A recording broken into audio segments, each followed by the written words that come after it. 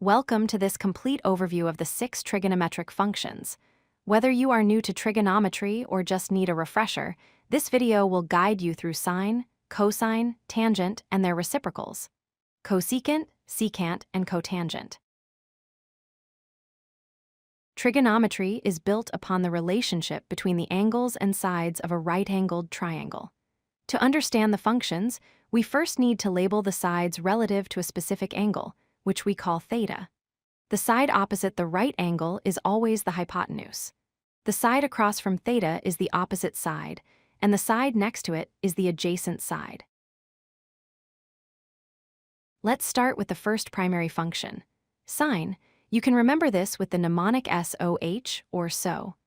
The sine of angle theta equals the length of the opposite side divided by the length of the hypotenuse.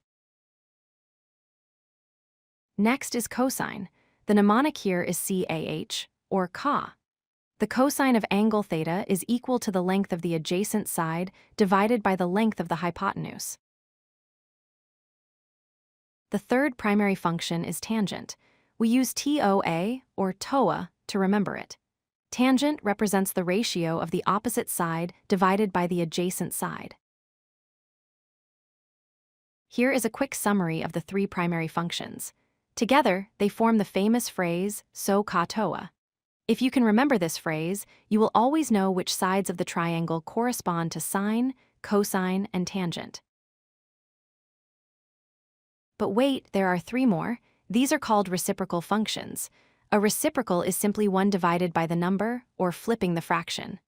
Sine, cosine, and tangent each have a partner. The reciprocal of sine is cosecant, abbreviated as CSC since sine is opposite over hypotenuse. Cosecant is the flip of that, hypotenuse over opposite. A helpful tip: the co-functions do not pair together. Sine goes with cosecant. The reciprocal of cosine is secant, abbreviated as SEC since cosine is adjacent over hypotenuse. Secant is hypotenuse over adjacent. Again, notice that cosine and secant are partners. Finally, the reciprocal of tangent is cotangent, abbreviated as COT. This is the easiest to remember.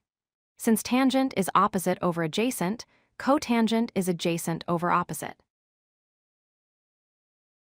These functions also exist on the unit circle, which is a circle with a radius of 1.